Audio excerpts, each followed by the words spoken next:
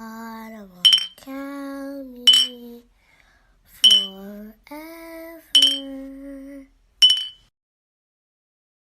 What up, though? Make sure y'all check out Neptune Sunday, hosted by Vaughn and Vogue. It's available any and everywhere you get your podcasts. And welcome back to another installment of Baltimore County Forever Podcast. What up, though? This is a very special episode, something that I came up with. I want to say this is like November. I had an idea of pretty much taking different artists' discography and seeing what I can construct based off of me kind of playing A&R. So for the most part, it's like today's guest is someone that you know how you randomly just on IG you just see clothes and anything related to music, and niggas know me. If you know me, I'm a Neptunes baby, dog. Like, I can't explain what these niggas mean to me, dog. Like, Pharrell has been like an idol for like a lot of us, but where I got my taste in dress, like what to listen for. I love reading liner notes as a kid growing up, and it was just like he was the epitome of what I am as a nigga from the county. So it's like I'm not into nothing, but I know niggas that's in the stuff allegedly, and then it's kind of like I grow up in a sense of I know where to be and where not to be, and the stuff that occupy me. And music has always been that, the love for music that I've always had.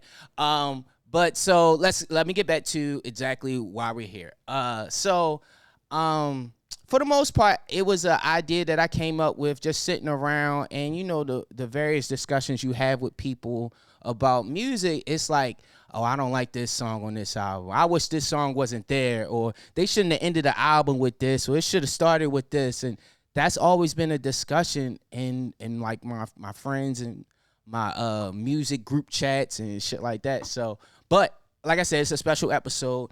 I want to.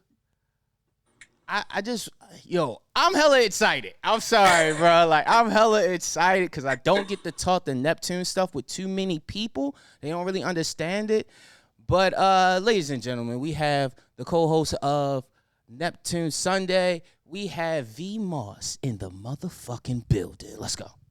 What's good? What's good? What's good? Appreciate you having me, man. Like, all the stuff that you talked about is exactly how I feel as well. Like, it's just if you are a certain age, black male, black people anyway, in that age group that we grew up in the early 2000s and in our teenage high school years or even middle school years, just being able to have Pharrell and Chad and all that they came to Star Trek, being able to carve out a space for us that we felt comfortable being, you know, not gangsta but gangsta adjacent, but also not rock and roll but rock and roll adjacent, and being able to figure out who you are and who you want to be and feel comfortable in your own skin, but also knowing that, if you love it, you love it. Doesn't matter who you are. If you like it, it's cool. So just being able to have that inspiration of being able to be yourself and be creative, that was a huge deal for me. But obviously, so I'm born and raised in Richmond, Virginia.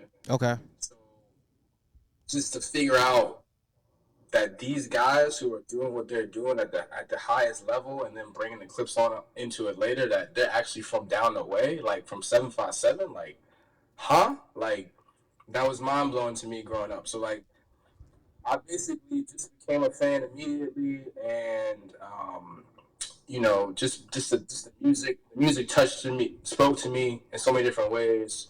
They had so many hits too. Once you went back and like really realized how much music they were making, that how much good music they were making. Um, my godbrother, who is basically like he's our moms are close best friends, and they've known each other since they was 11 years old. So this is basically like my older brother. So me and his younger brother used to just be downstairs in the basement when he was DJing. And he would drop all of the early 2000s shit in his sets. Like, I remember vividly in the basement, his stack of crates had Melvin Flint the Hustler was one of the top ones. I just remember that album cover, and I remember oh no, and like he put us on. So like all of that, just like I've been a fan and just respecting all the stuff that P and Chad have done individually and as a collective, obviously with the Star Trek movement, but just to be making hits for so long is amazing. It's crazy. Yeah, man. What is your earliest Neptune production memory? Is it Melvin Flint? I say my earliest memory of really realizing it was them was definitely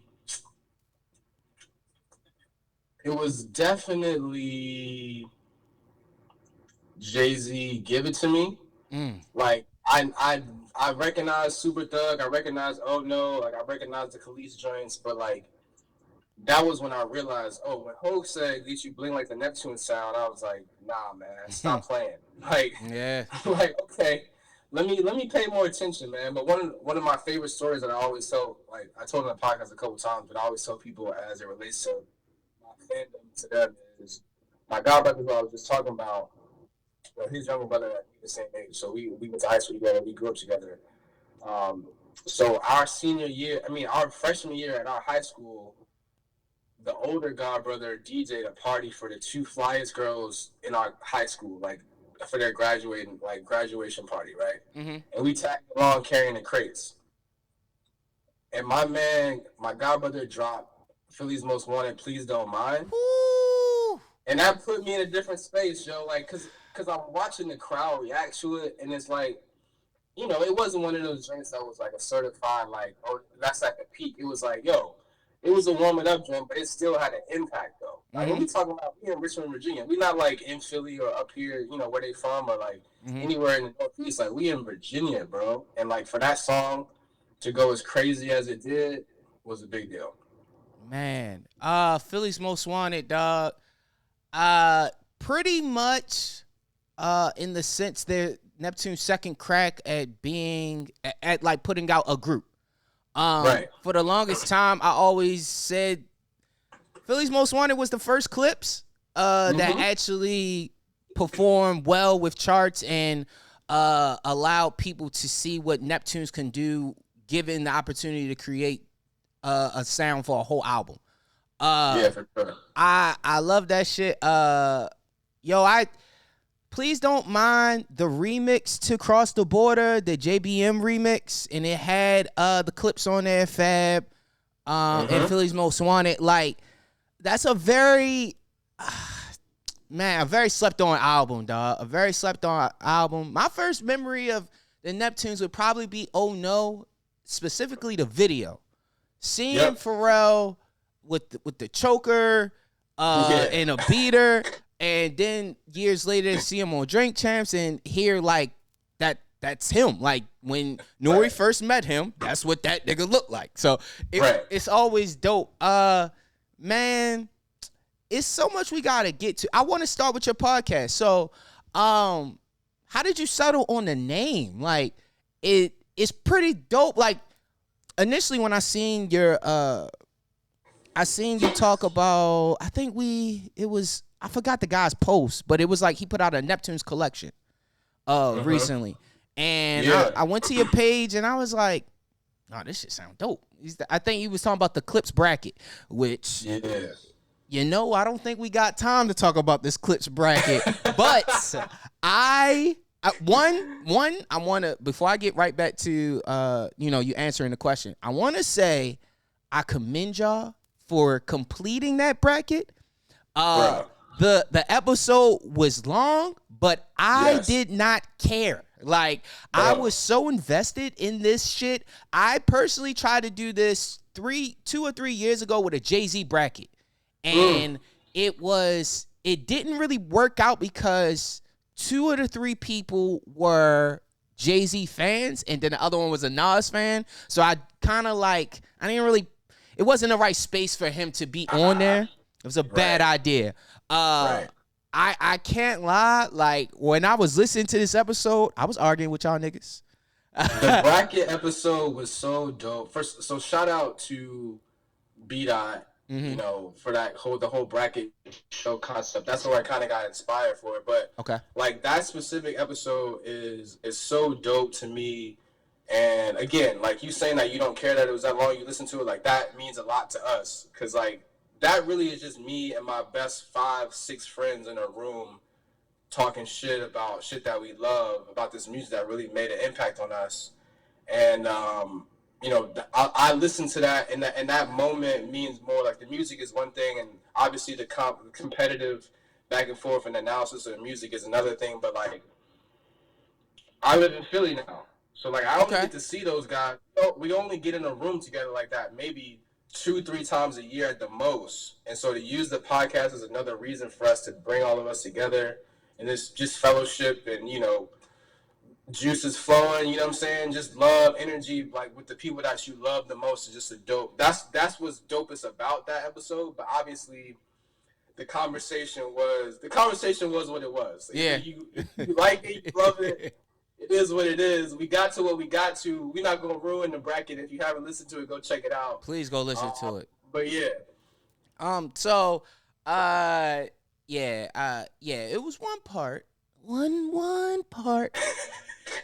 When y'all niggas said, I think it was Chinese New Year, and somebody said something about Roscoe, and I was just like, they ain't fucking with Roscoe Pico Chain?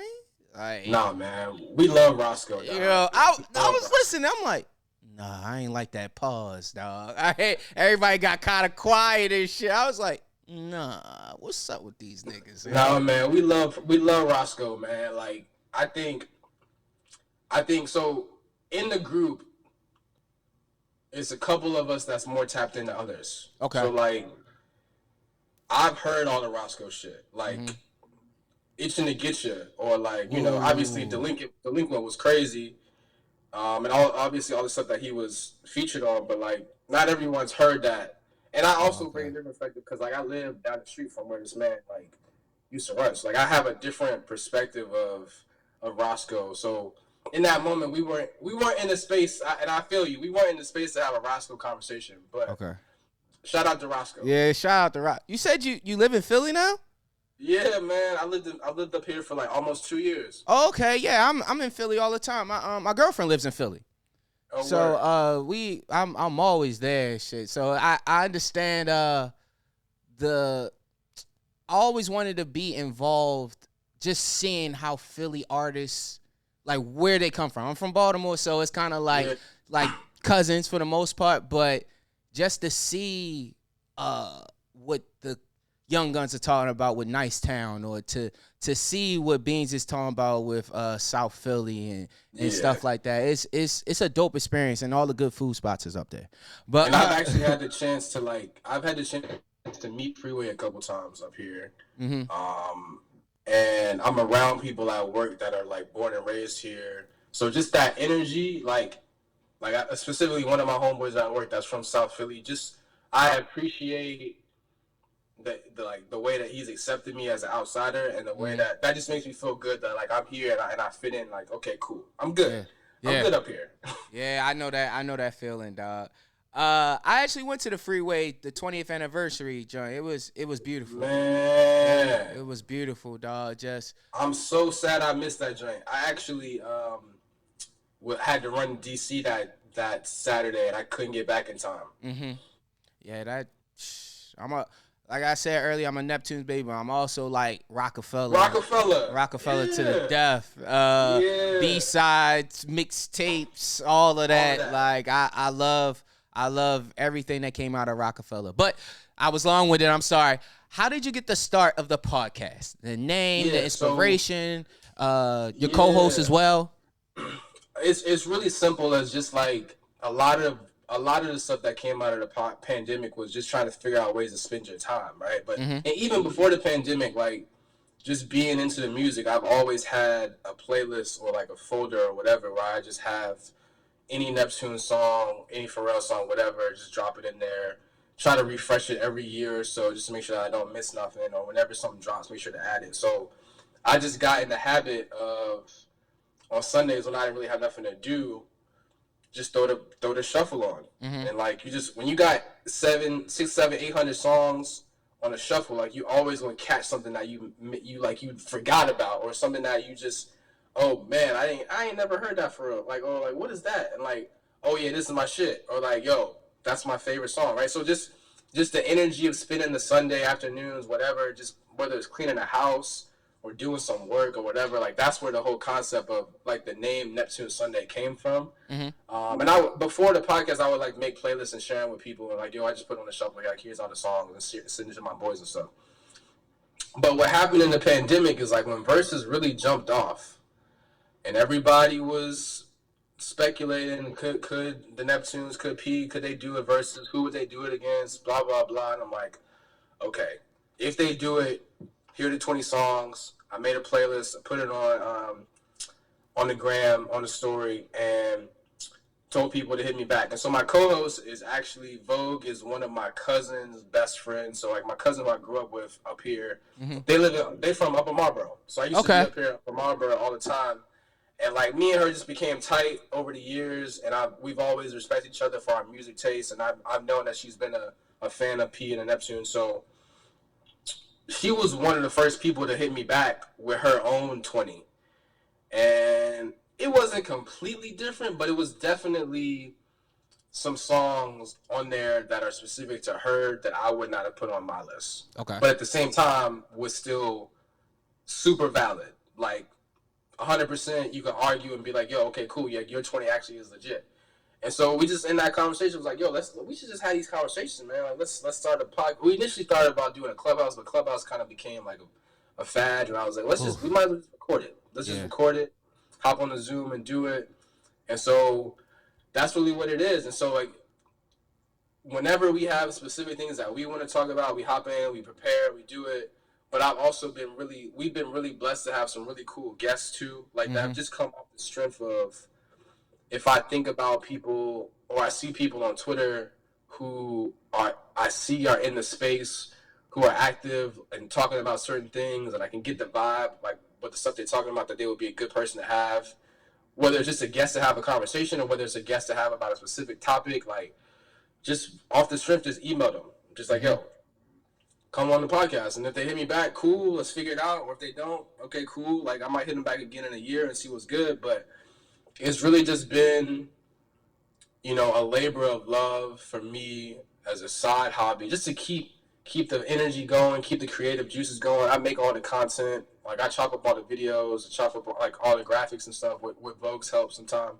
But really what it comes down to is, like I said before, is I'm a kid from Virginia. Like, so that is at the forefront of all of this, is the conversations come back to me bigging up that place and all the things that it's done for me, but all of the things that Virginia has done for the culture. So, like, we gonna talk about Timbo. Like, when we did Justin Timberlake episode, like, yeah, we showing love to Timbo, too. Like, this ain't just about the Neptunes, or, like, we mentioning all the people that have been in the 757, and we trying to talk about Bink and Knots, and we talking about, even not from the 757, from our hometown in Richmond, Mass Skills. So, like, that's always going to be mixed in there, is, like, how can I use this podcast to make sure that people know that this Something in the Water shit is not just the name of a festival, man. Like, this is really about what that state has done to impact so many different areas of our culture and society, specifically in the music and entertainment space.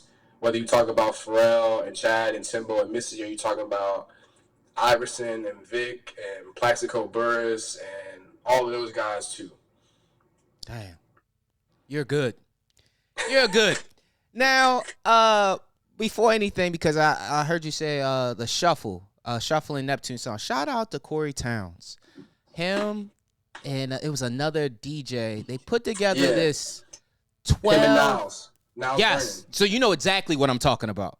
Yeah. Putting that on shuffle is, oh my God. I think it's a Nori song I've been trying to find. No. You know what it is? It is the Charlie Wilson, Just Him Beautiful. His version of Beautiful is on there, but I can't figure out what CD it is. So every once in a blue moon, I take my hard drive and I go through it and I try to find it. I can't find that shit for nothing. Shit, we talk about it today. I might as well try again today. But when the first time I heard that, I was like, oh my God, bro, Charlie Wilson really smoked this, bro. And stuff like that, and hearing Rel's version of No Better Love when it's just him.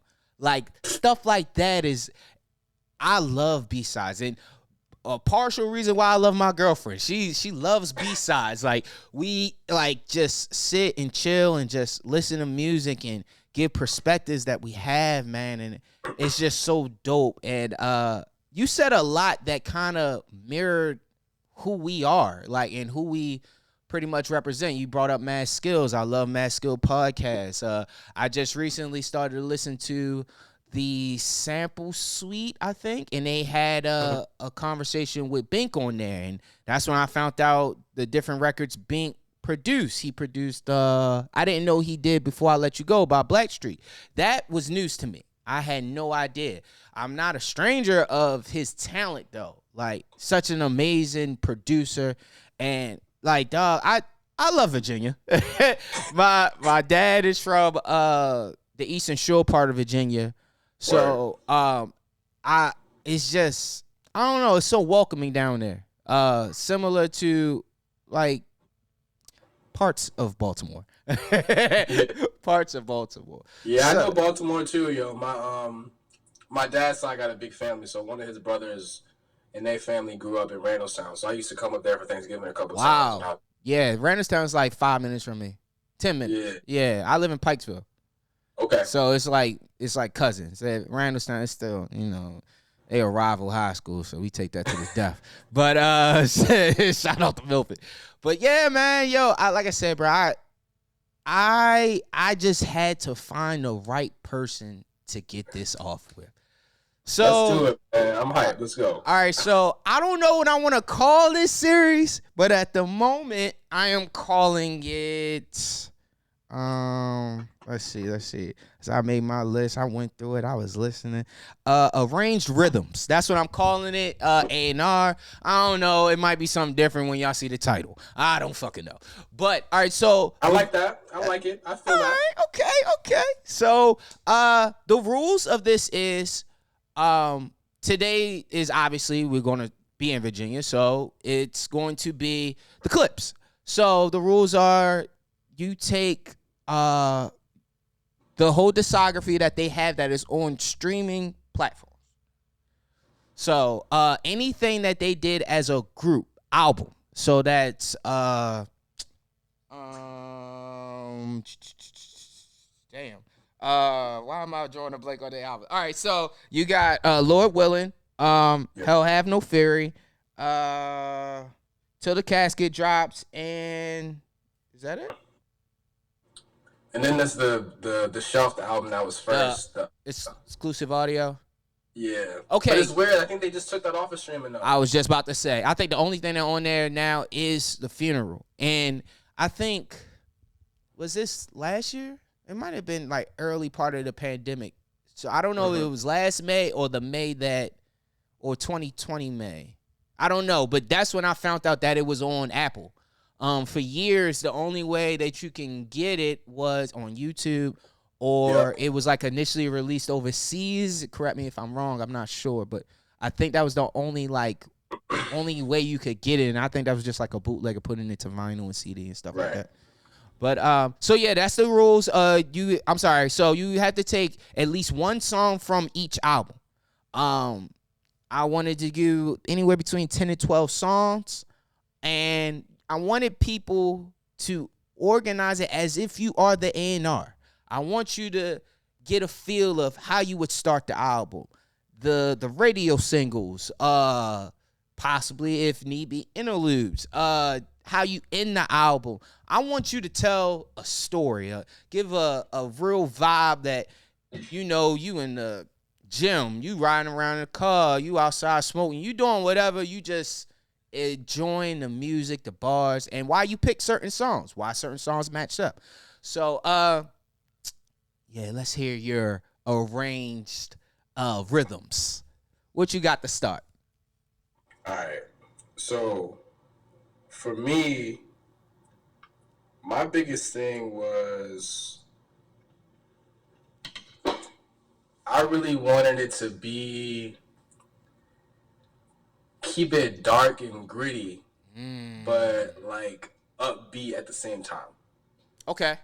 So like nothing crazy, like, you know, because you also got to think about, like, right now, when you think about the 4 albums, I think everybody agrees that Hell Hath No Fear is the best, right?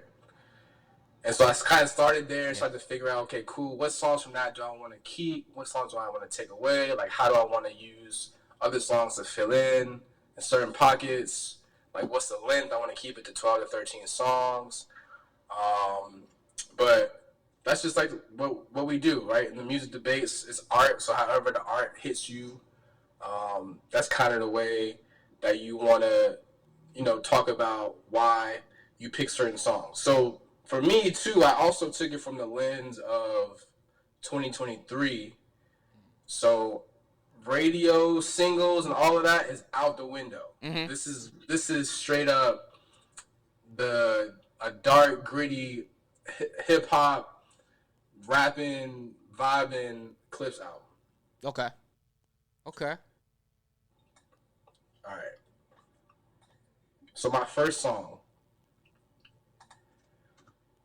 starting off with the Lord Willing intro. So for me, that had to be the first song, just because that was basically, when you put that album on and you hear Pusha say, "Plays we ain't the same, I'm in the cane and guns," like, that sets the tone for what you about to listen to. Mm-hmm. Like, 100%. But then I was like, you know what? We do need something to follow up with. So I kept the "We Got It for Cheap" intro in there too.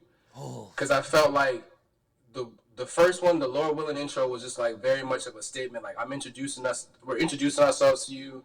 "We Got It for Cheap" intro is more of like, okay, cool, now I'm letting y'all know that we can rap. Yeah. Oh man. My next song, I want to hit people in the mouth. After we say, okay, cool, we here, check this out. My third song is "Doorman." Woo! You trying to not smack people in the face, like, okay, cool, let's go hard, let's get to it, let's get straight to it, right? Then my next song is like, all right, cool, Virginia, because I got to tell the story of who they are and, you know, what Virginia means to them and who they are as artists, but also who they are as individuals.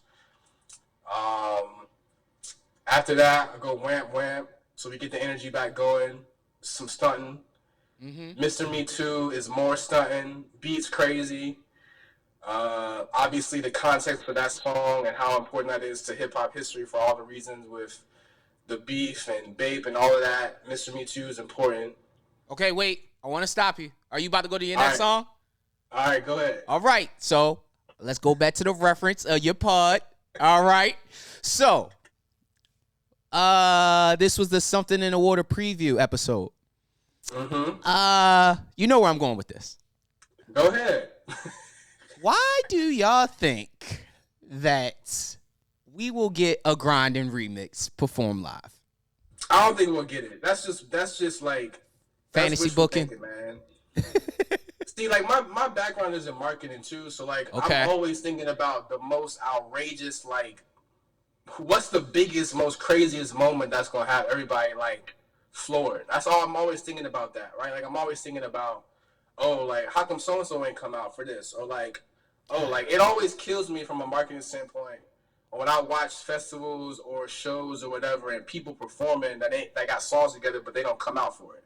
Like, you know what I'm saying? So I know exactly what you're saying. So that type of vibe is like, I don't think it would happen, but if it did, it'd be crazy.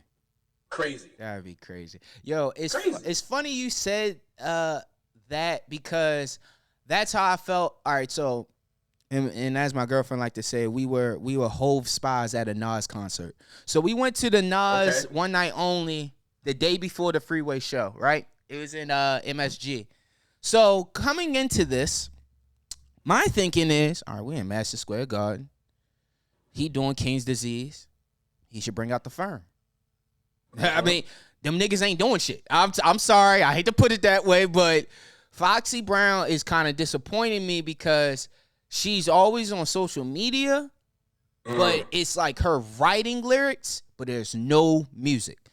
There hasn't been any music. Foxy Brown personally is my favorite female artist of all time. Like, Broken Silence is possibly my favorite hip hop album from a woman. I know a lot of people gonna be like, he don't like hardcore. Like, yeah, all right, that's cool.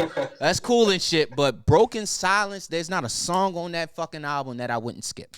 But I was disappointed. So I'm looking at it from that same perspective of, all right, well, you could bring out the Firm, you could bring out Fabio, you could bring out Ferg, and I was disappointed.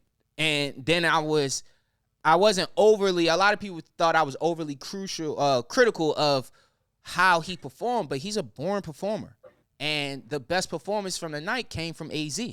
But I totally get what you're saying about how that would leave people floored. Something, the first Something Award I went to and seeing Hove there, I was like, damn, the nigga just did B-sides yesterday. That's what I'm saying. Like, so I get it. It was there. Like, that's nothing. Yeah. So I mean, I would love to see it, bro. I would love to see that. I would love to see Wayne and P do Yes. I would love to see them do these records. But unfortunately, I think Wayne understands what that beef with Pusha and Drake did. So I don't think he'll cross that line. I think as far as performance, now I'm well aware that Pusha said there's no issue between them. Him, even when he was in the elevator and he see Birdman, and it was just like, whatever. Like, it was just a beef that was inherited by Drake, and now he got to stick with it. But yeah, I just want to get that out because I remember listening. I was like, I gotta make a mental note of this conversation. I was at work. I had to stop what I was doing. I was like, nah, I need to know why. But I totally get it. Hearing Grinding remix live, I would love to see that. All the remixes, actually, because I'm pretty sure they could get all of them niggas. But yeah, go ahead. I'm sorry. Go ahead. Continue. Yeah, man. So, Mr. Me Too, let me go into Grinding. Obviously, Grinding, one of the, arguably the best or most creative hip-hop beat of all time. Then I'm going to throw in a drink that I think is underrated, that doesn't get the love. Ride Around Shining. I feel like the beat for that is just so chill and so simple, but it's like very much, yo, you're not fucking with me, man. Like, just listen to me. Like, all I want to do is ride around shining while I can, like, come on, man. Like, and on all these songs that they're stunting on, they are still giving high quality raps, though. Like, that's very clear. Like, all these songs they're doing, high quality bars, just talking that talk. Next, I got Cot Damn, so that's the posse cut. Ab Lava getting some bars off, Roscoe getting some bars off, which is important. Popular Demand. Come on, man. Like, four count, Cam coming on there talking crazy. Damn. Like, Popular Demand is my shit. My next song is the only one I got from exclusive audio footage, and that's the only one that was in the bracket too. A song called Power, that is literally just Push and Mal just spazzing on this crazy, like, really sped up type Neptunes beat that they're just rapping. And then in the album, Keys Open Doors, Dark fading off into the darkness with the highest level, highest quality cocaine raps to end the album. This is a tough one. Ooh. Are you able to send me this playlist so we can make it available for people as well? Yeah, for sure. Oh yeah, this is gonna be good. I'm gonna start a collection and have all the playlists. Available to people to listen to, like as if you listen to the first Clipse album. Or I don't want to say like a greatest hits, because you know how greatest hits don't really flow. They just throw shit on a wall and see if it's art and shit. But a song just put on a playlist. Nah, man. That's why I fuck with you probably follow him since we talk about it. For hip hop on IG. Okay. Yeah. He makes, or she, I assume, I don't want to assume, pronouns. They make great playlists. Like, I'm talking song to song. It's like, I see you playing this out strictly for the Jeeps. I think he's up to like 6 maybe, and it's just great playlist. I could send you the IG if you don't have them yet. But all right, so boom, I'm gonna get into mine. So how I did this was I went to I think I started with Hell Have No Fury too. Like I said, like you said, like that is their best album. I was a big fan of the Re-Up Gang mixtapes. Yep. So that right there pissed me off that wasn't available. We Got It For Cheap Volume 3 is by far my favorite mixtape ever. How it was put together, them shitting on Wayne crazy. It was just, we don't have a choice for what we doing because Arista is fucking up. So here's the music. Here's another one. I was able to see how Sandman performed, Ab Lava, the Clipse, Pharrell occasionally. So it was just a dope era for me. To this day, I listen to it. Shout out to archives.org. They have it available and damn near any mixtape that you can think of. So I'm going to start off with Virginia. All right. So I started off with Virginia because I'm like, this is where they're from. It kind of gives them a glimpse. It gives people a glimpse of their reality and what goes on down in Virginia. I don't think before the Clipse on a national level was this kind of stuff talked about from Virginia. Right. Mostly like New York and maybe Atlanta, but New York and West Coast shit like that. But before them, I don't recall it, at least in our generation. But just hearing the sounds on there, Pharrell pretty much in the beginning starting the album off, I felt like that was perfect for us to hear their verses. We smirked at the Simpson child, saying the chase is wild, but what's the fuss about? It's just man. The wordplay was crazy. Crazy.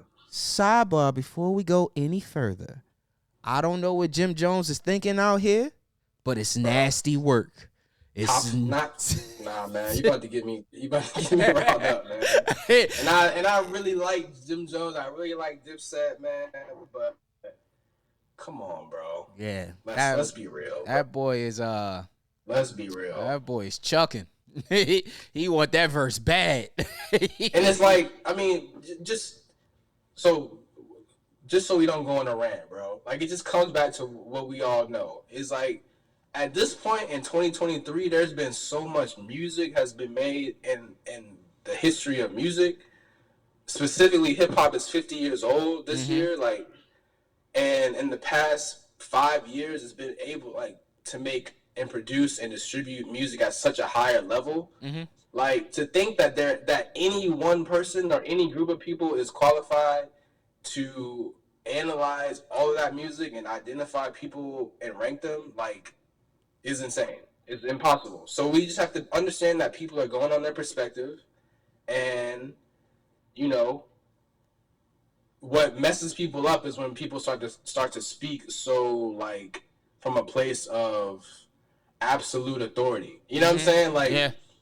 We can all have a conversation about what the music means and what the impact is and what we know the impact to be, like, from a mass level, but also what it means to us individually, or what it means to our community, or what it meant to a community at a different side of the world, like, whatever. But, like, I'm not gonna come out and say, I'm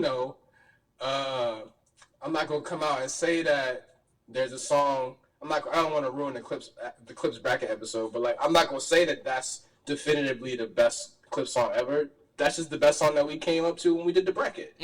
So, like, if somebody else said, I think this song is the best, I'd be like, okay, cool. You might have a point.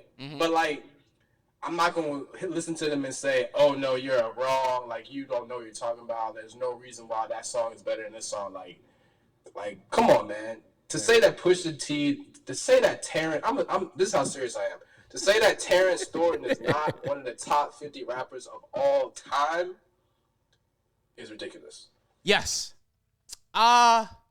It's one last thing. It would bother me is it became a joke to Jim, and I know it's just unfortunate. It's like seeing somebody you grew up with do some cornball shit. Like, damn, you really a dweeb for that, bro. Like, why you do that, bro? Like, you ain't gotta be this way, bro. Like, cause what you saying, it's just I'm putting Big Sean before Pusha T. Nobody's listening to I'm putting Young Boy. Nobody's listening to these records in the clubs. Like, bro, that's like the argument that niggas always say that he always makes drug music. But it's just like, bro, I just listened to a 60-minute breakdown of nostalgia on Dissect podcast, and they broke down these. Like, bro, what don't you get? What don't you get if you from that cloth, as you say? Like, bro, it's just like the video. Somebody made like a video for the story of Adidon that was circulating the past couple of days. Yes, I seen it. It really added the images to go with the words. I'm like, bro, what more do you need? Like, if you didn't hear it, now you see it, and bruh, like, it was bad. Come on, man. It was bad, but those are the same people that's like, they like the Duppy freestyle, which was trash. But let me continue on. We're gonna be here all day talking about the stupid shit these niggas be saying. All right, so I had Virginia. So once I put Virginia on there, I was very particular of my next song and what made sense. So with all the songs, 12 songs, so I listened to the last 20 seconds of a song. And then in my mind, I'm like, all right, so what fits here? Where do we go from here? So from there, I go from Virginia to Wamp Wamp. Now, I went to Wamp Wamp because I love that fucking song. I think Slim Thug's Star Trek album doesn't get enough credit that it should. An amazing body of work. Already platinum. Probably one of my favorite albums to come out on that label, on Star Trek. We did an episode about that. For real? In the first year with my boy Justin Tinsley. Shout out to J10's ESPN sports and culture writer. Okay. Okay. Yeah. I throw his name out because that's my like real like close friend. But you know, he be on TV and shit. And, like he's all around the horn. Like that's my guy. Like, but me and him talked about it on like the 7th episode of the podcast where we talked about that album and you know what it meant to us too was because he's from Petersburg, so it's like, and we were at Hampton when that album came out, so it was a matter of like the two worlds colliding because we were familiar with the Neptunes and what they were doing, so obviously we were super hyped for them. But then that was when Houston music was on a crazy run, and we were at Hampton and we were hanging out with Houston people. Okay. Who were playing us Mike Jones and Slim Thug mixtapes and Paul Wall and all of that stuff, Chameleon, all of them. And like to have them come out as strong as they did and Slim Thug be a part of that and then him get signed to Star Trek was a crazy like juxtaposition of two different musical worlds for us at that time, which was dope. Yeah, dog. Already platinum 3 Kings. Crazy. I ain't heard of that. First time I ain't heard of that. It was the verse. Is it the verse? It was Hove. It was supposed to be Change Clothes remix. Right. And Hove come on there and talking about button ups. Hove in his button up, but I'm still cutting up. Don't make me open the jack. Come on, man. He's on. The best ever. Yeah. The best. No ever. question. No question. Who else you know gets to perform at the Louis Vuitton Foundation in Paris for Basquiat tribute Like, come on. Like, sent everybody in the frenzy. And it's like, bro, I mean, hey, if I don't ever get another whole album, at least tour, nigga. At least tour, bro. Like, just his presence on stage and how he commands the attention of the audience and make sure he shows love to everybody from the floor seats to the balcony. I went to the 444 and I went to the On the Run too. And it was just dope just to see that. Just to see how he interacts with people. But Wham Wham. I love that song. Push a third verse. Starting off with the ad lib. It was just like, nah, he means business. Like coming out of those Re-Up Gang mixtapes, I can compare it now to me personally. It's just my personal opinion. I compare that to that era of hip-hop where, and I talked about this on the episode, I want to say this was my last episode, that era of hip-hop where Prodigy was that guy, like, for real, the H&IC. Like, the coming out of the Who Shot Your remix, where it was just like, nah, he went on like a tear.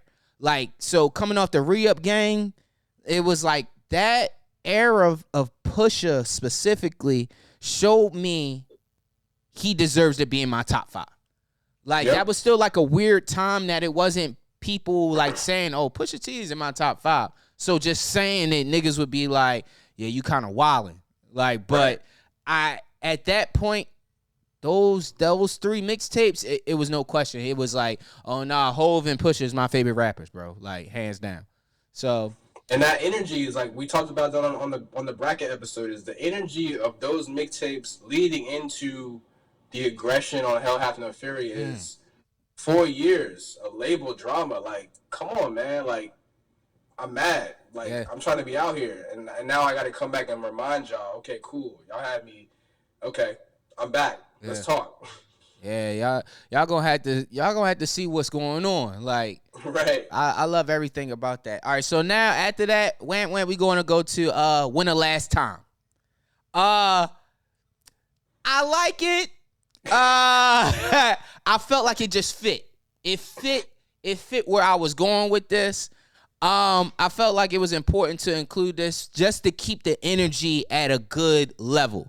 So like we started off kind of like dark and sombering of like with Virginia of how fucked up and how crazy it get in that area, losing friends, the reality. So now it's like we picking the energy up. When the Last Time, kind of a song that I kind of get sick of more than Grinding. But like I said, it was kind of necessary to put it on there. And let's see. After that, we go to Popular Demand. We still coasting. It was imperative to show this side because I think by the time we get to Popular Demand, Cause did the cover. And a lot of all the single artwork. So it's showing their side of, we got money now. We like the finer things. We know we the best dressed in hip hop at this very moment. We putting on niggas to Cuz and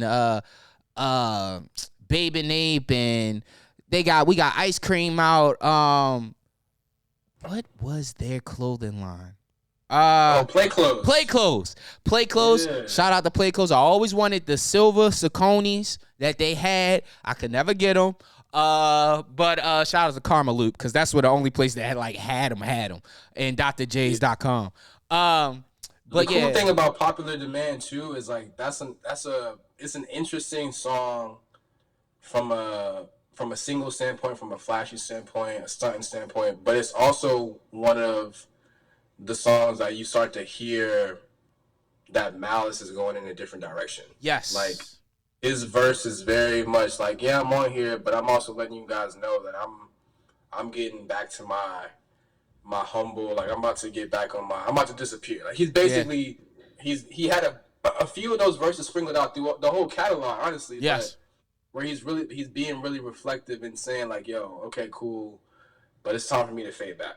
Yeah, I love that because he does it on the Re-Up Gang mixtapes. I want to say it's the third one they said he did, and he didn't know the direction that people, like, he wasn't listening to the songs. He was just doing the records. Excuse me. I don't know if I heard that in his book.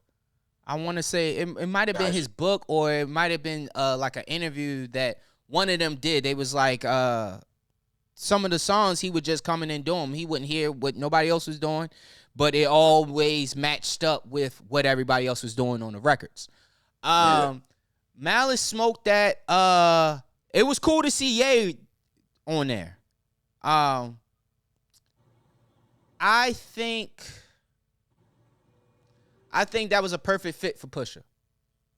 Yeah. Like he was saying on New God Flow, he's pretty much Sean to his Puff. He was. It was just like, yeah, nah, you don't got to worry about this. I got it. And for somebody like Pusha to do that so late in their career, still, I just loved it. I love Push playing bully ball. Like, it's like, oh, get the fuck out my way. Nah, I got this. Yeah, you talking to the wrong person. Like when he had to put Consequence on timeout on that Chevy Riding High remix. I loved it. I love shit like that. Like, and that's why he became who he became for artists to me. So let's see. Yeah, man. I mean, when Pusha got with good music, that was like, I was a huge Kanye I'm tripping. Cam's on there. Fuck. I'm thinking new Gotta Be a Big Deal. Fuck. Oh yeah, Cam smoked that. Yeah, Cam smoked that. Y'all know what the fuck I meant. But yeah. Cam do smoke that. It was cool to see them in the Chicken Box spot doing a video. That was kind of weird to see them together, but I think around the same time they was on a Yo Gotti song together. I want to say they did some song together that it was kind of like, I don't really understand it, but their music didn't clash. I'm sorry, but go ahead. Yeah, like I was a big Kanye guy when Kanye was like blowing up in 2002, 3, 4, right? Mm-hmm. I mean, Kanye is what he is right now. Like, that's a whole other conversation. But like at the time, like that was okay, cool. This it made a ton of sense, bro. Like, okay, Malice is falling back, and you know, if you really think about that time when he made that good music run, P and Chad was doing stuff, but like it wasn't 2002, 2003. You know what I'm saying? It was like, okay, cool. 2008, 2009, we got the Nerd album coming out. Okay, Sing Sounds came out. Okay, cool. We got the Nothing Joint. They did some stuff, but it won't really.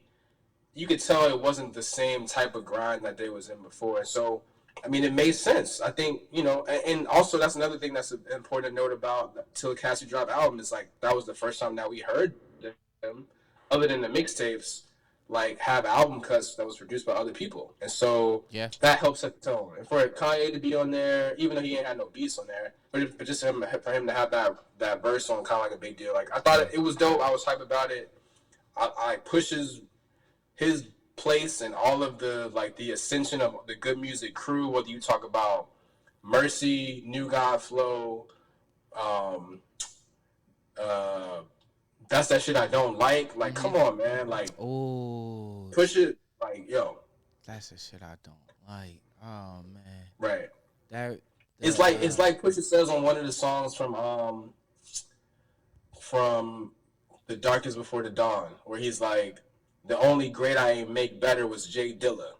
Like, come on, man. Shout out to Dilla, dog. If y'all ever get a chance to read or listen to audiobook of Dilla Time, it's worth it, bro. It is so worth it, bro. It's such an amazing read, man. Yeah, I wouldn't mind hearing him on a Dilla record. They said Busta Rhymes has a batch of Dilla beats. So maybe he gotta let them things go, man. Yeah, dog. I kind of need to hear something like that. But all right. So to be clear, I meant Popeyes, which was Popular Demand. I'm sorry about that, people. All right. So from Popular Demand, we go to Hello New World. Yeah. We going. Yeah, I got some stuff he's going. Yeah, but New World. it sounds so menacing. The whole album from To the Casket Drop. No, I'm sorry. Hell Have No Fury. It was like, if we looking at all three of the actual albums that came out, that was the perfect sophomore album. Mm-hmm. That was the perfect sophomore album, and it kind of showed me, it just showed me where they was going, where they been, the frustrations and stuff like that. But Hello New World was just like, I don't know if that's like I don't even know what instrument that is, violin or piano. I don't know what the fuck it is, but it just sounds crazy. Pharrell's on the hook, and it's just like it kind of gives the same vibe as Virginia, just as far as content. I just love that song, bro. I love that song.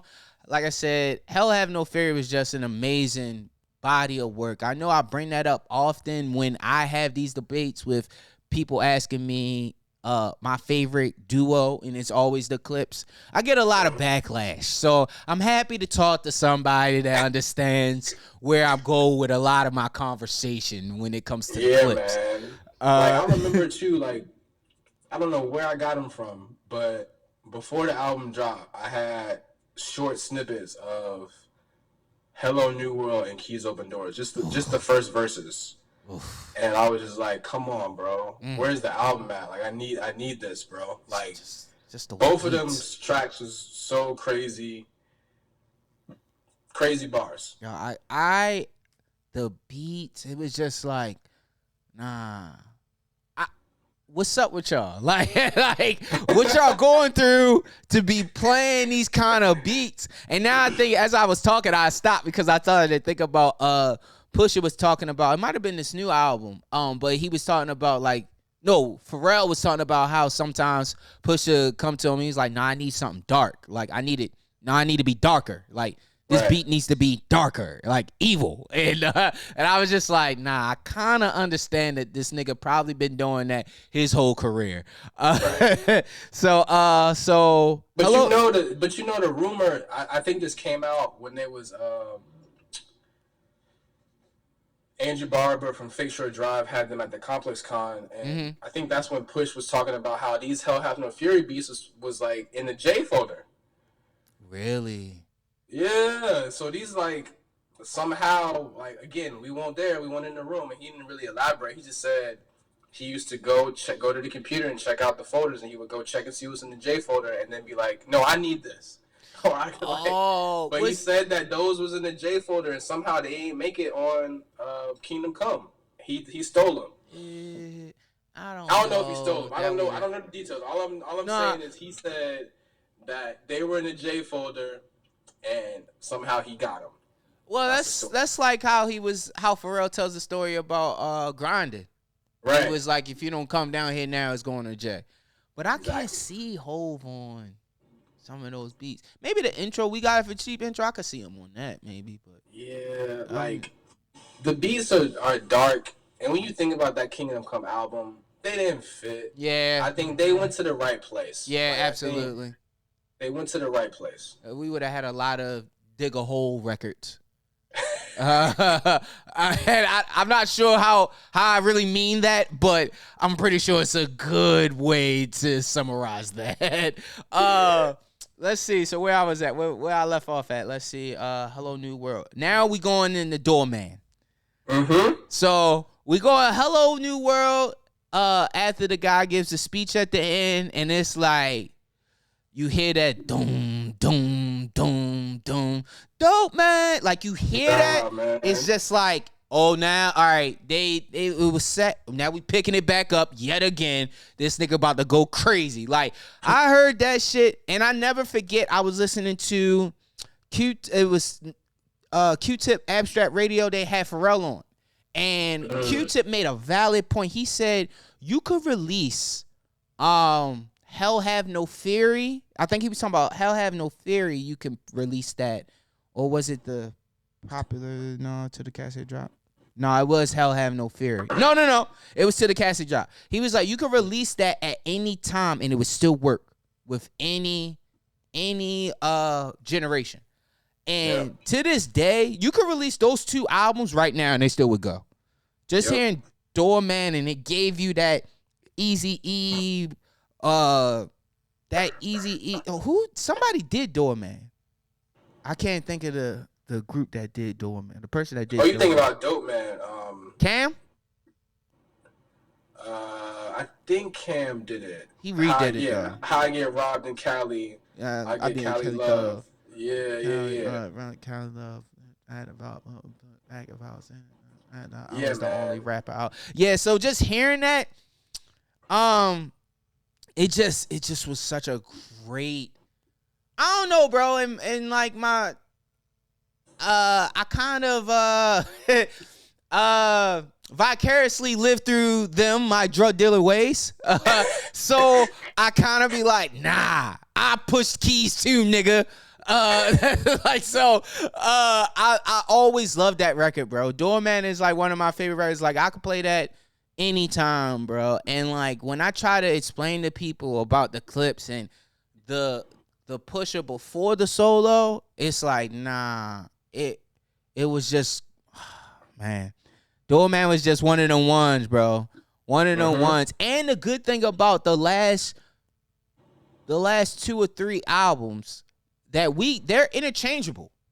Like Doorman could have easily been on Hell Have No Fury. So it was a lot of records that I felt on those albums that it was just like, oh, we can mix it up, which led me to doing something like this. And it's still like this. The albums that we're putting together still sounds like a cohesive unit. So that's the real dope thing about that.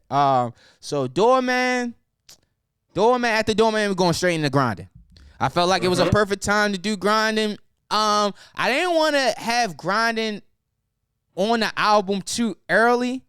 It just a record that was kind of like, after a while, it's like, all right, I feel like I gotta put this on there. Yeah, but I felt exactly the same way because we know grinding for what it was when it came out, and that's the impact and it being a massive single at that time. Like, okay, cool. That when you are A&R and Laura Woolen in 2002, like grinding's got to be, because that's what people buy the album for. But like what we doing is different. So I think I agree with you. Having it in the middle, like having it like after something that was a little bit more in your face or a little bit more like, I don't know how to describe it, but just having that be as a song, I was like, okay, cool, damn. The impact of that is multiplied because we got to take it. You got to take the step back of it's like when you heard it for the first time on the radio and then you heard it in the sequence of that album, what we trying to do is way different than that. Yeah, absolutely. I remember like everybody, lunchroom, niggas acting like we knew how to rap because our friends decided to put that beat a Millie, I can't think scenario. Those are certain beats that it's like, nah, this changed the landscape of music for me. But grinding remix, the reggae remix, the remix with Wayne, Baby, Nori, Clipse. That was dope. I thought it was interesting for them to put a reggae one on there. Dance hall. Yeah. I thought that was dope to see that. And that just speaks to how crazy dance hall was in 2002. Like Sean Paul was everywhere. Crazy, bro. Sean Paul, shout out to Cardinal Fischel. Another person that I love his music. That album that he did on Convict, which to circle back, the Set It Off had.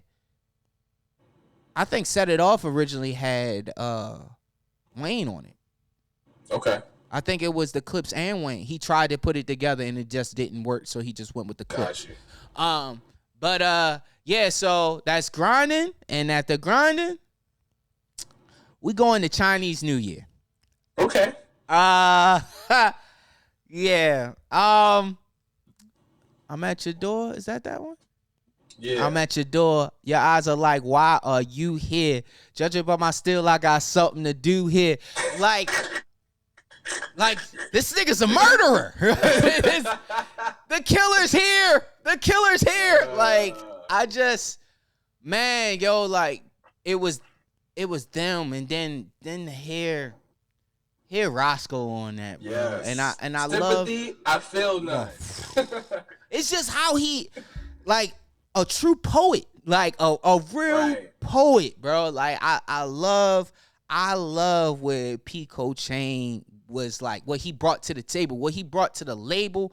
And I love how they embraced him to this day. How they embraced him. I remember somebody asking Pusha, like, who's their favorite rapper, who's his favorite rapper, and I know he said that. I know he said Roscoe. I just wish that we would have got that DJ Premier music that P asked DJ Premier to do.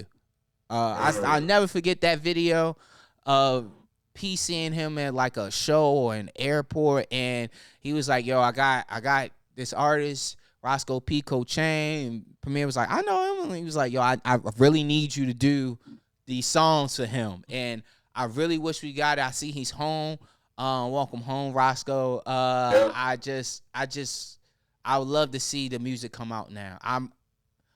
If y'all could get him at Something in the Water, the Something in the Water conversation is maybe if we got time, we'll talk about that later. I was kind of disappointed. So yeah, Chinese New Year, love that. I went back and forth with putting that as the last song because I wanted to end it dark. But I was kind of like, there's another song that I can end this with, so I'm like, I'm gonna put this right after Grinded. So after that, we're gonna go into Comedy Central. Okay. Comedy Central is a record that, as I started to love music more, especially their music, I started to love the song more. It was a song I normally would skip, but now it's the I think that was another song on the bracket that I was kind of like, I was surprised, but when I put it on IG, niggas is like, yeah, you tripping, that's a record. The song Comedy Central is like, it really is just them having a lyrical exercise. You know what I mean? Like, just having Push and Malice and Fab just get on there and just, like, try to out-rap each other. Mm-hmm. Yeah. That was like the real, that for me, that was like the surprise one for me. Like, I wasn't sure if I was gonna keep this on here. Like, so I was just like, you know what? It's okay. You started to like the song as you started to love their discography. So I was like, yo, fuck it, just keep it. But the song that I was just talking about was Gangsta Lean. That was a song that I was like, why these niggas got that shit on it? Why is this shit still moving to the next round? Why is it in this round too? What the fuck is going on? And then my man, I put it on IG, and my man was like, nah, you tripping. That record go crazy. I was like, nah, bro. I'm 100% with you. I was in the room, like, looking at all my friends, like, are y'all seriously about to have Gangsta Lean take out Doorman, bro? Oh my God. Are we really doing that? Like, are we really doing that? And one of my little homie, Chance Fisher, one of my little brothers from the crib that was there on the episode, he basically was like, yo, Gangsta Lean is a nerd record. It's not a Clipse record. It sounds like a nerd record. Yes. Like, so I get it. Like, if, and I'm not a smoker, but I know, but a lot of people in that room with me were, and they like, that's why they like it. Because it's a smoker. And I'm like, oh, that's cool, but that's not what we talking about. But I got outvoted, bro. And that's what happens in the bracket, man. Yeah. Like, I love that. I'm with you. I love that. It's like a dark horse in the bracket. But I was sitting there. I just pulled up to the job. I'm in the car. I looked at the radio. I'm like, nah, these niggas is tripping. I'm with V Moss on this one. Nah, these niggas is really wilding. Then it made a nice little way. I was like, why the fuck are we doing this? I was like, nah, I gotta come back to this. Man. I gotta come back to this. I gotta cut this off. Come on, man. Come on. I was like, Gangsta Lean. And so it's important to let the audience know, like, the way that we built the bracket it wasn't just all of us in the room. So, like, we had some other guests, and I had Vogue, my partner, Mm-hmm. Submit their top 15, 16 tracks, and I ranked them based on everybody's input. So it came like the rankings came from input from like 8, 9 people, 10 people, but it's that core 6 of us that's from Richmond. But then like Vogue brings in a different perspective because she's a woman and she grew up, in Maryland. So like the stuff that she likes, Gangsta Lean is her favorite Clipse song. That's crazy. You know what I'm saying? And then like Niles gave us input, and he's from Cali. Our other homeboy Patrick Pryor, that's from Chicago. Like, so like to get that input from other people outside of my core group of Richmond dudes that we grew up together. So we, for the most part, like the same stuff. But obviously we don't because we didn't agree on Gangsta Lean. but like you know what I'm saying? Like that was why it's important to make sure that we got input from people across, like other people that weren't just in the same frame of reference as us, but. I don't know, man. If you like Gangsta Lean, shout out to you. But yeah, I appreciate how y'all did it because it does give a perspective from something other than your area. Cause I would have never did that. I would have never put Gangsta Lean on anything. But so after that, after Comedy Central, we go Keys Open Doors. Menacing, bro. Just the beat. The beat for that and the beat for Doorman are similar. That's why I was saying it's interchangeable with those records on these albums. Keys Open Doors, it's no words that I could say for how great that fucking record is. It's a beautiful song, man. Yes. It's a beautiful song. It's like the imagery of the lyrics. Open the Frigidaire, 25 to life in there. Yeah. So much white that you think your holy Christ is near. Come on, dog. Yeah. Like, come on, man. Like, it ain't just coke rap. He's painting, like, Renaissance paintings of cocaine descriptions. And, like, come on, dog. Yeah. Like, yeah. It's more to it. It's more to what people are like, oh, that nigga just talk about drugs. Like, bro, it's different over here, though, bro. It's not... Right. Birds this, birds that, without giving an analogy for it. Right. Just like with when Malice was on the Ye joint on a gospel kind of album talking about a trunk full of Barry Manilow's. Like, I love that. Like, I love that. Make people try to figure out what the fuck is this nigga talking about. Like, then it's like, damn, now who the fuck is Barry Manilow? Oh, he's white. Okay, yeah. So it's like shit like that. Like, it's like, yo, like, come on, bro. Like, oh man, it's different. It's different on this side. That's what I be trying to tell people. So Keys Open Doors. At the Keys Open Doors, I'm going to I'm Not You. Okay. Kiss, Styles.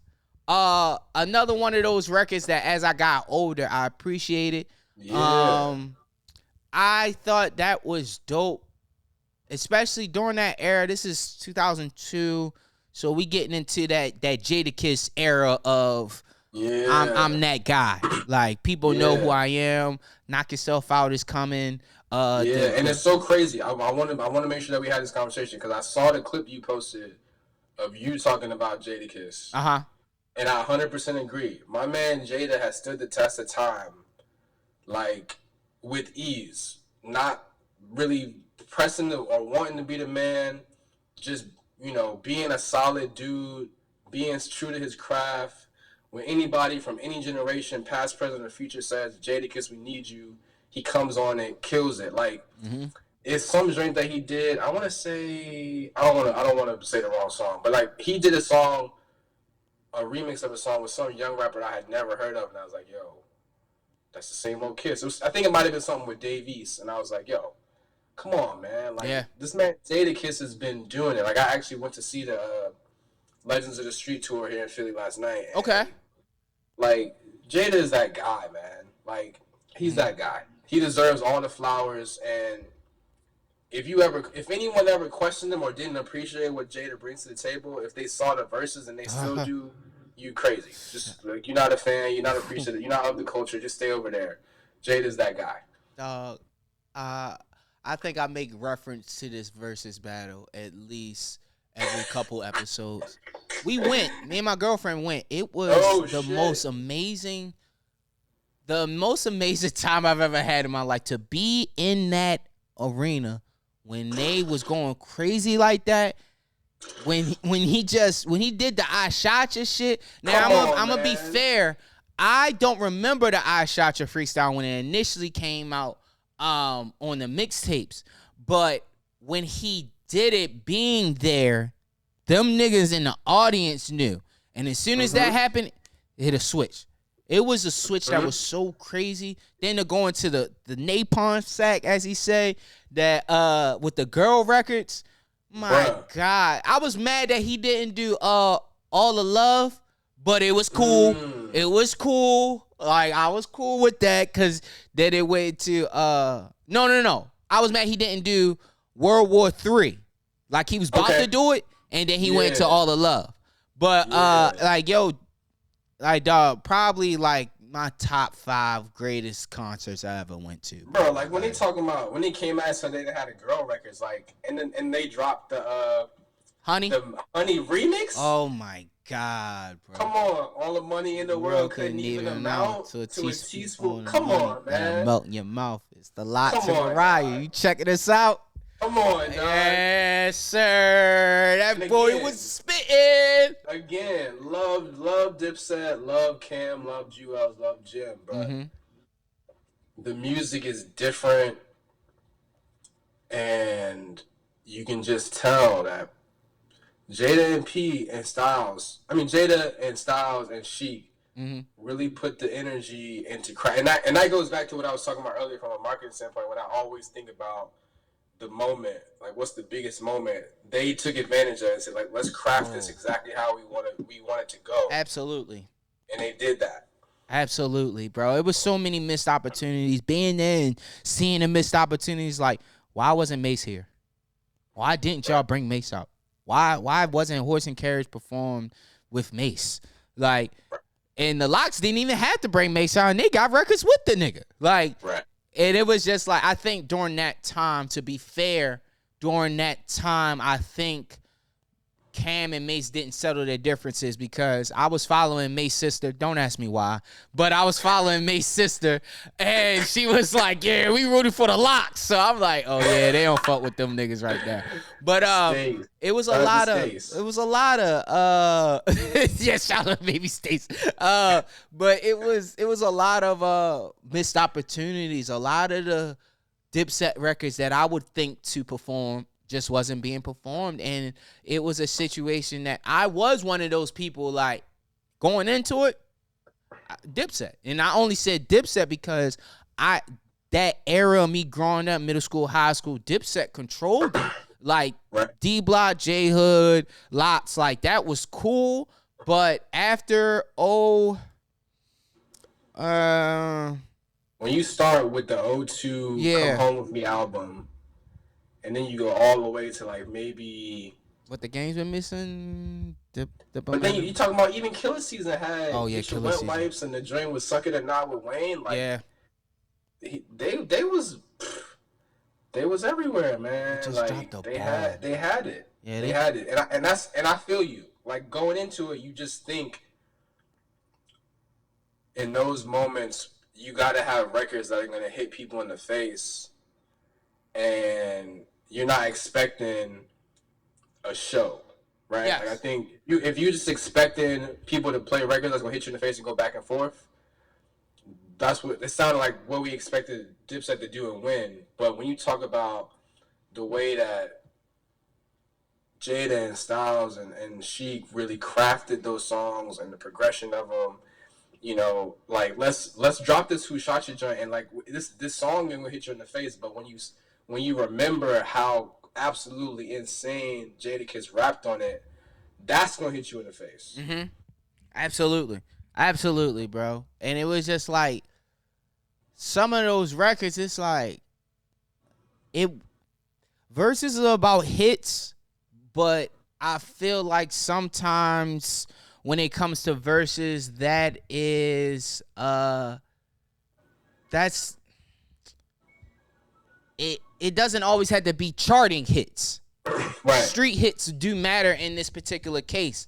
And absolutely.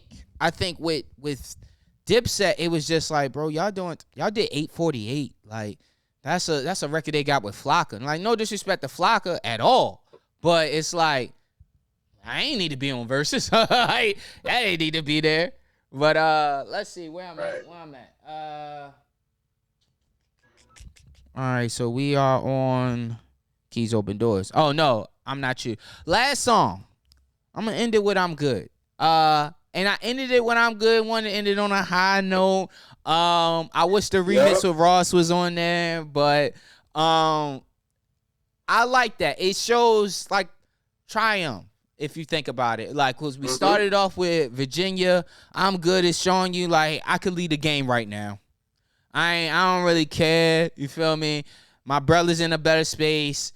I'm going on to my solo career. We good. Like we don't have to worry about anything. Ended with Pharrell as well, so I felt like it was perfect to end the album, my arranged rhythm, with that. Man.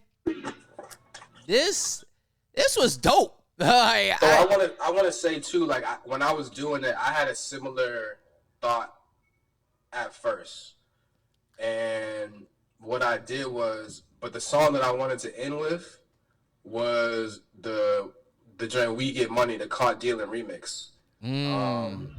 That starts off, take money, make money. But then that's not on none of the albums. Like that's just a B-side cut. They didn't even make exclusive audios. Like the part 1 is on the exclusive audio footage, but this second version on it. But like to me, for the same exact reasons that you said, it's ended on a high note. It's really talking about we good, the energy, but you still bragging, you still stunting. P has a crazy verse on there. Like Pusha starts that joint off like, remember me, also I got 3 vices, money, sex, and polo. Like, come on, dog. Like that was a song that I originally had as my last song, but then I took it off because it ain't on streaming. But I also I did kind of want to end dark. I went back and forth about whether I wanted to end dark, if I wanted to end on a high note. I understand. What's a record from the Re-Up Gang mixtapes that you wanted to put on there? I mean, I know I wasn't allowing freestyles and stuff like that, but I think number 2 is my favorite. Volume 2 is my favorite of the Re-Up tapes, and I remember some of my favorites on that joint are when they rapped over Tony Yayo joint. They rapped over the Game joint that Timbaland produced. Put You on a Game? Yeah. Okay. They rapped over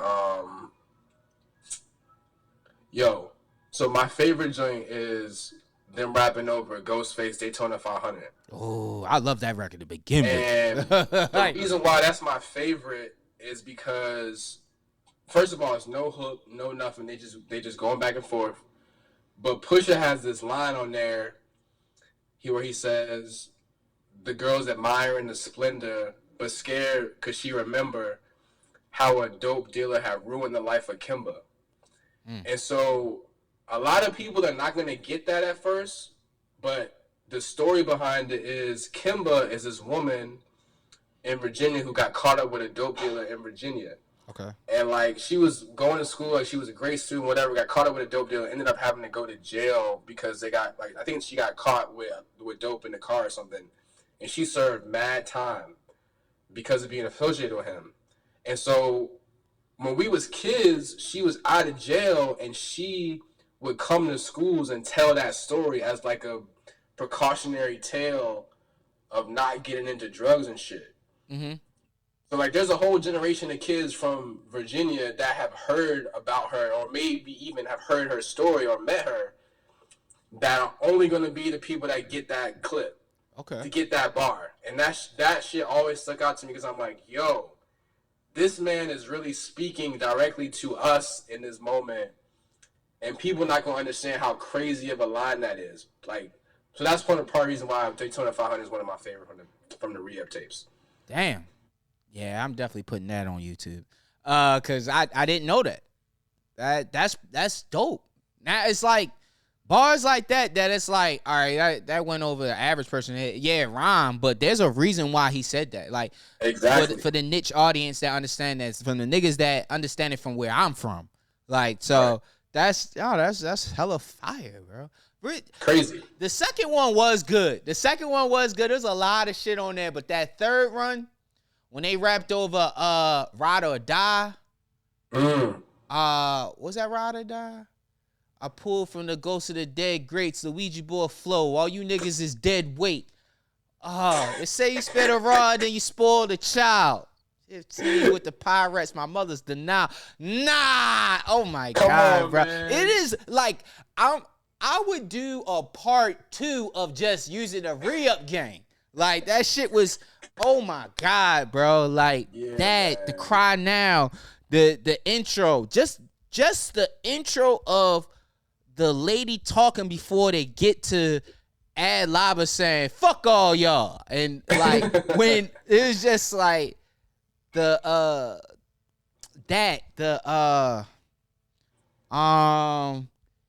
20,000 making brothers on the corner. The Ride or Die, but the intro to Ride or Die where they used from Get Rich or Die Trying movie, when they used that part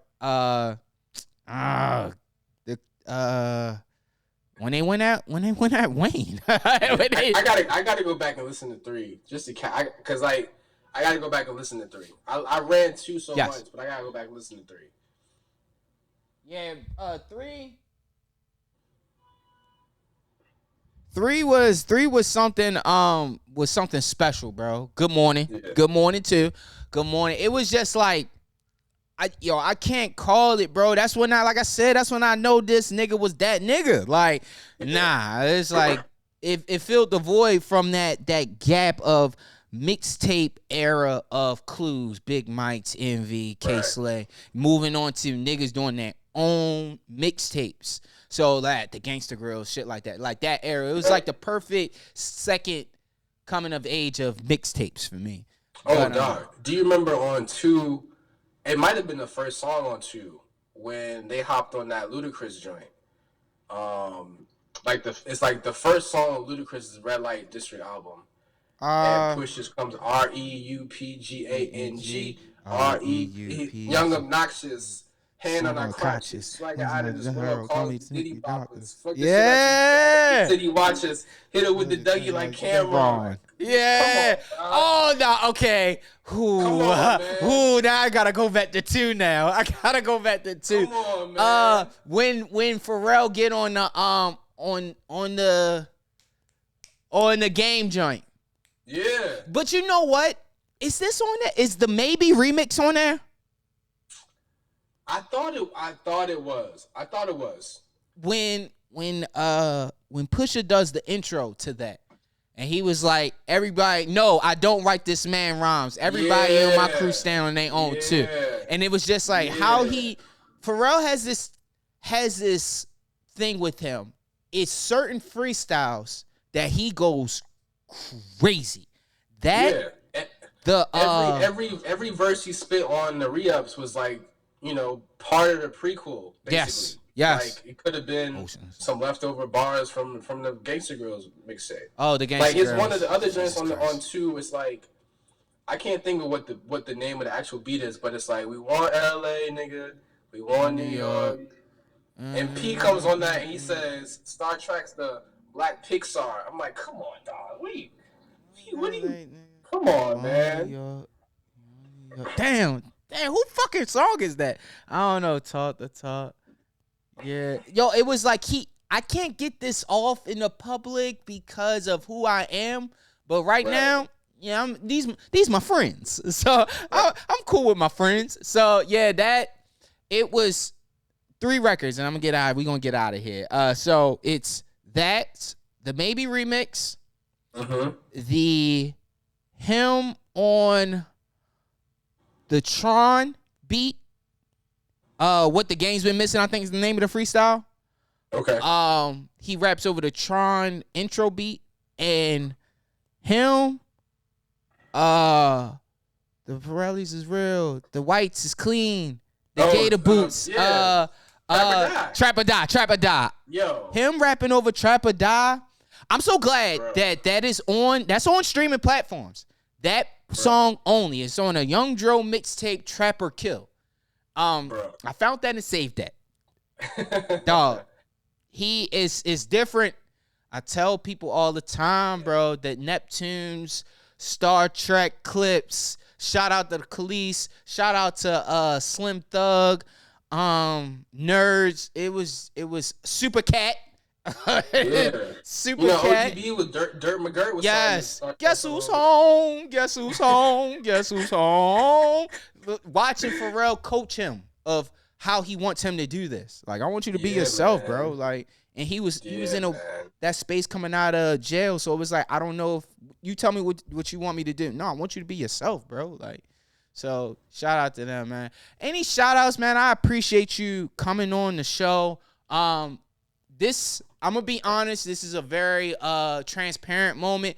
I don't do this often. I'm like a person that I like to do the podcast with my friends. Like, a lot of people, they're like, yo, you should start reaching out to people and stuff like that. It's always cool up until somebody say that to me. Like, I gotta do it. Gotta make sense. And an episode like this made sense to do with somebody with like mine, from that era of music that I love and hold dearly to my heart.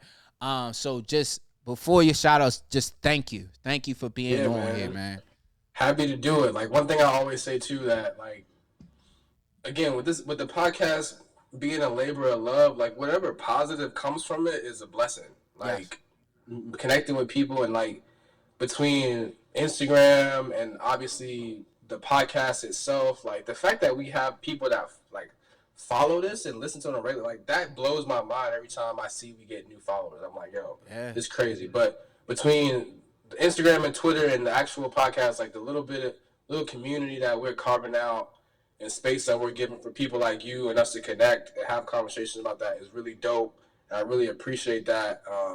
So I appreciate you reaching out, man. Like, DMV love too. Like I said, DC, Maryland, and Baltimore, like those part of my second homes too. So like, we all got this similar connectivity there that is dope. Like, we all, that's something that I try to keep it positive too. Is like, a lot of people, like we talked about with the whole Jim Jones thing, is like a lot of people try to get into this space and try to speak from an authoritative point and try to put people down because they don't know stuff, like not listen to other people's opinion. Like, yo, like, be confident and like what you like, but also be open to listening to what somebody else got to say and having a conversation. They might put you on. Like I encourage anyone who likes the Neptunes, go listen to any of our episodes. Like, we're gonna try to be better about posting the playlist so you can get the music. Like, a lot of people had never heard this Mayor Hawthorne joints that he did back in 2013 that were fire. Like, you know what I'm saying? Like, you got to get on it. Music is music. It touches is gonna hit you in a certain way. You might like it, but at least check it out. Yeah, absolutely, man. This was dope. I was winging at first. I was like, I think this would be better if we do it this way. Just do it this way. You enjoy yourself, have a good time, stuff like that. Like I said, man, I appreciate you being on. Any shout outs before you get out of here? Shout out my partner Vogue. Shout out to all my boys back at the crib. Everyone you'll recognize from the V Moss and Friends episodes: Steve, Dave, Gramps, Ray, Mark, Chauncey. Got to shout out. I can't do anything in life now without shouting out my fiance. So shout out to Kia, and man, we just had shout out Richmond, shout out 757, shout out the whole Virginia, shout out the DMV, shout out Philly. Like, I appreciate the love that everyone that I've touched in those different areas. I forgot to mention this too.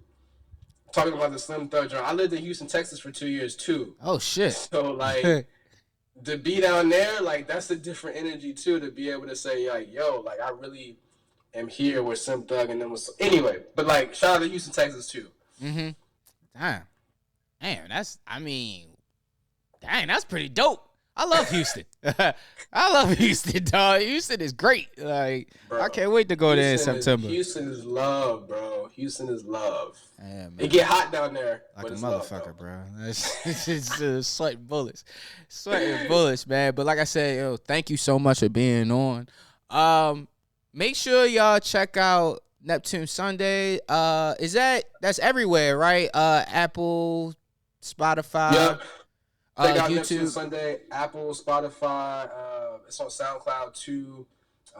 Follow me on Twitter and Instagram. It's just vloss08. But yeah, tap in, hit me up. You got suggestions? You want to tell us that you ain't like the song that won the Clipse bracket? That's cool. The DMs are open, yo. Let's talk. Yo, hey, make sure y'all. I started there, so start there. Start there for me. Just in case you want to be pissed, because I got pissed, and then I started listening to more episodes. That's how that goes. You get pissed, it's like, what else these niggas know? Right? So, yeah, like I said, always, Baltimore County forever.